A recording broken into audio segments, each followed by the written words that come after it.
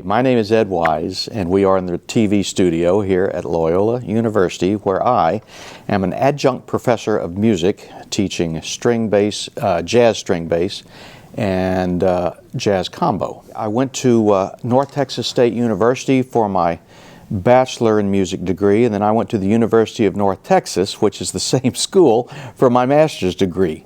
And I moved to New Orleans in 1993 and started teaching here, I believe, in '94, and did 3 years, and then I moved to Texas for a couple of years, and I didn't come back to work at Loyola until just this semester, after having been in Philadelphia for 8 years after Hurricane Katrina. What I have my students do is at the beginning of the semester they're going to have 3 mentors is what I call it, and I'm one of them. And the other 2 are a bass player that they can hear on records and copy and listen to and transcribe their work and play. And then the other one is a musician in New Orleans that they can go out and actually hear and speak with who is not a bass player. So their job throughout the semester then is to bring me transcriptions of what they see and some sort of documentation, selfies included, that they've gone and seen this other musician perform twice. They also have to come see me perform twice in public, actually performing. Sometimes we do fingering type exercises. We work on scalar type things so they can get facility and move up and down the fingerboard easily. I'm very fortunate as the jazz bass teacher, and that most of my students also study with Alan Nesbitt, who teaches them classical technique. So usually when they get to me, their technique is pretty good, and we can focus more on the concepts of playing jazz. There are a few specific things that I work on with them and that are a little bit different technique-wise in playing jazz from playing classical, but I focus more on the music and less on the technique because I usually have that covered pretty well. Well, first thing is never practice without a metronome. Second thing is set that metronome to click on 2 and 4 like the sock cymbal on a drum set. The next thing is we talk about, I have appropriated for my own use Johnny Vodakovich's concept of a basketball rolling across the floor, and where on that ball are you going to put that time. You're going to play a little bit ahead, you're going to play a little bit of back. Meanwhile, what's the drummer you're working with doing? Where does he put it? And we talk about working with drummers a lot, and does a drummer generate time with his right hand on the ride cymbal or his left foot on the sock cymbal? Because it's been my experience in over 40 years of playing that every drummer has his own way of doing that. And so we talk about all the little nuances and make sure that they understand that it's not as easy as it looks. I think that jazz is first and foremost a learning of literature, just like in classical music. And the literature you learn by listening and transcribing and copying. So I have my students transcribe solos by great bass players. 2 of my students are working on Scott LaFaro. One of them's working on Sam Jones. Somebody else has got Ray Brown, and I have one electric bass student who's studying James Jamerson. And I have them transcribe their bass lines and bring them in. And we talk about what they did and how they approach it. And the other thing, I know we haven't gotten to the core of what about the improvisation. The other thing I also have them do is learn the melodies to the songs they're playing. I don't use chord-scale relationship as a method to teach improvisation. I use it as a method to analyze improvisation. But I try to help my students to be more melodic and intuitive as they improvise, and then go back and see what they did. And then point out to them maybe, so this is the chord, here's the note you played, here's a better choice, and it's only a half step away. There's a saying out there that's kind of funny and true, that you're always a half step away from the right note. And that's really true. It's not required in the curriculum. I do have one student who is only electric bass, the one who's studying James Jamerson. The other ones, if they ask me to go over some electric bass stuff with them, I'm happy to do it. But we focus mostly on upright bass. I went to a master class that Ray Brown gave one time, and he said for every hour you spend on the electric bass, spend 10 on the upright. So, and it's a jazz studies course, and it's jazz based, so I make that the focus. But if they come to me and they say, here's what I'm trying to do career-wise, musically, and it involves the electric bass and something other than jazz, then we'll cover that, absolutely. Because I do want them to be heading towards their goals and not my goals.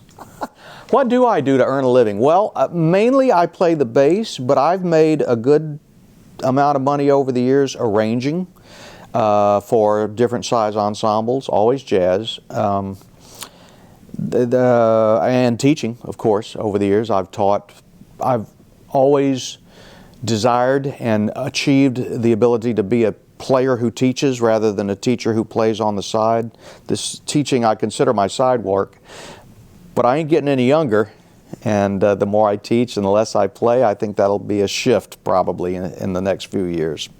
When you're behind a horn player, I think your job is simply to lock up with the drummer and play, and just provide them a carpet, a flying carpet hopefully, that they can solo over.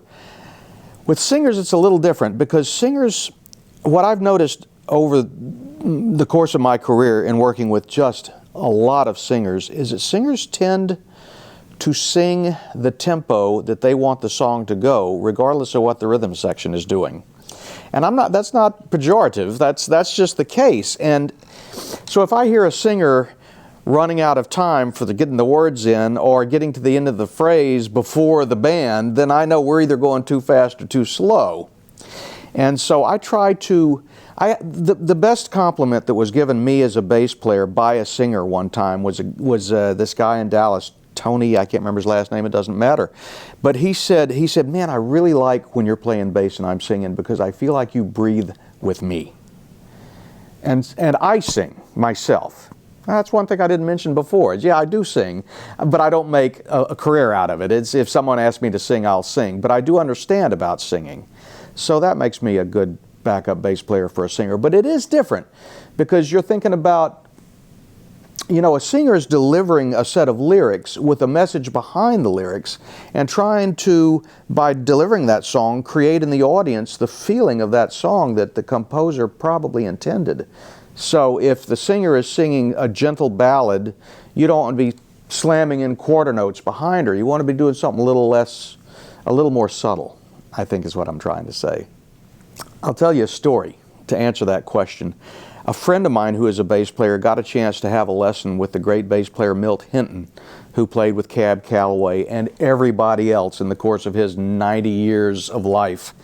And the guy specifically went to him for this lesson because he was having a hard time playing really fast tempos.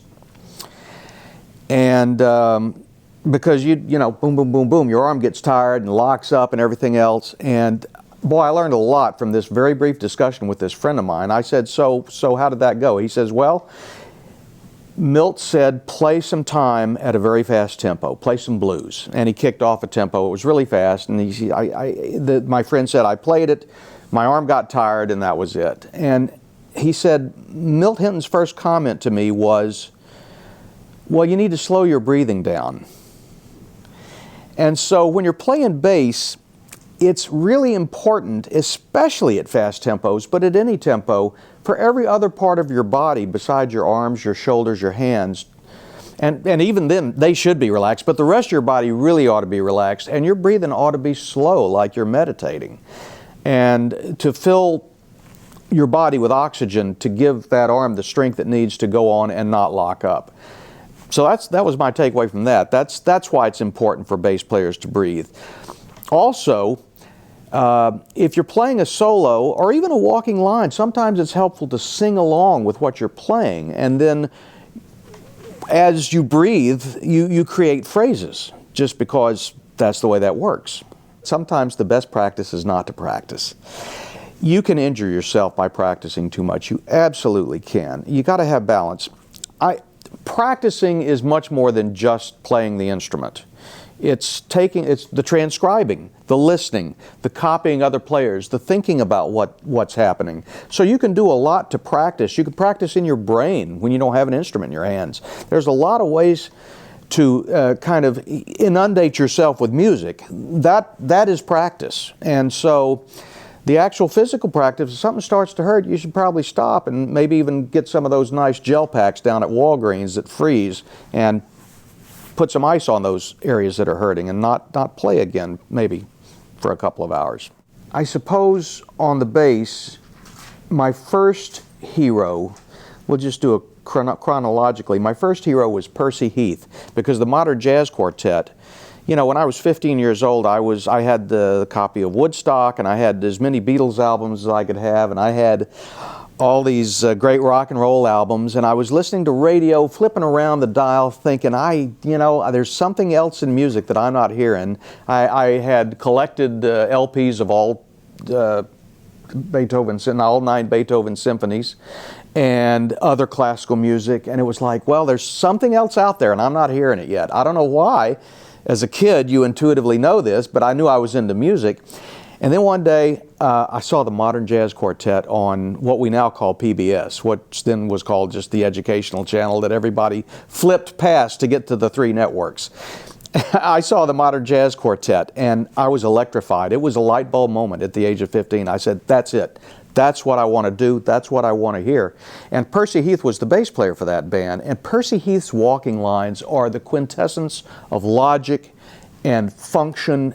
They're everything a bass line should be. And so he's my first hero. And then, of course, shortly thereafter, a friend of mine turned me on to the Oscar Peterson Trio with Ray Brown. And then I got to hear the great Dizzy Gillespie sides with Ray Brown. And so Ray Brown, Charles Mingus a little later on, Ron Carter for sure. While I was in college, I was big into Ron Carter, and Scott LaFaro. And those guys are kind of my heroes, and they're still my go-to guys, because all the information I or any of my students would need to form a foundation of making music are to be had in those guys. You know, Ron Carter has this distinctive growl and a portamento to his tone. He slides to a lot of notes, and that's fascinating. Ray Brown has this great sense of time in that he gets, a friend of mine did a recording with Ray Brown. I said, what was that like? He said there wasn't a single measure that Ray didn't get to first.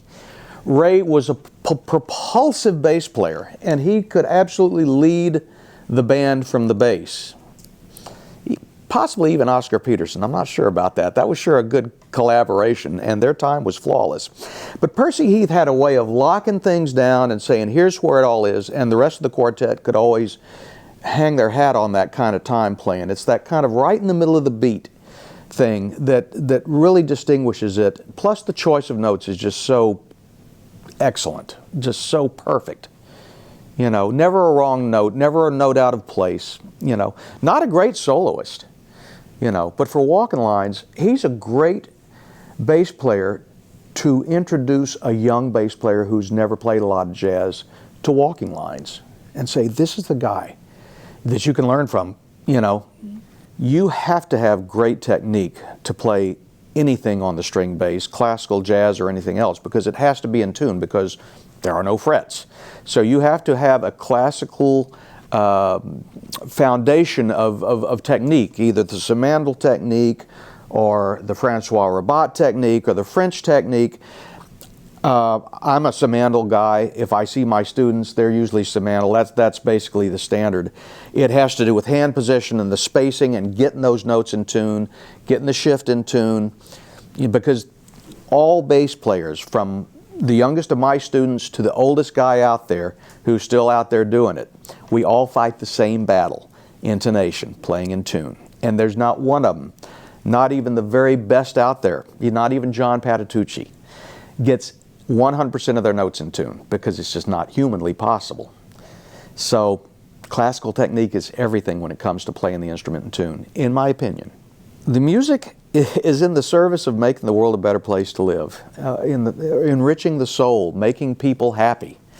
I had a music education professor at North Texas in the hall one day. He says, "Ed, you're a lucky guy." I said, "What does that mean?" He said, "Well, you know," he says, "most people go to work to solve people's problems. You're the guy they go to after the problems are solved or unsolved, but at least people aren't thinking about their problems when you're at work." And I thought that's a real cool thing to say, you know. And he was like one of the heads of the Department of Music Education at North Texas. And I was thinking, well, I'm just a, undergrad. I think I was a grad student at that point, just trying to make a living out there playing the bass. And he said that to me. It had a powerful effect on me. And Bill Evans said the same thing in one of those great interviews with his brother Harry about how, it's about making the world a better place to live. And we can do it with music. There's no other way I can do it. I don't know. I guess I could grab a sign and go join a protest somewhere, but I think I do it best with music. There's a lot of places to go study jazz in this country.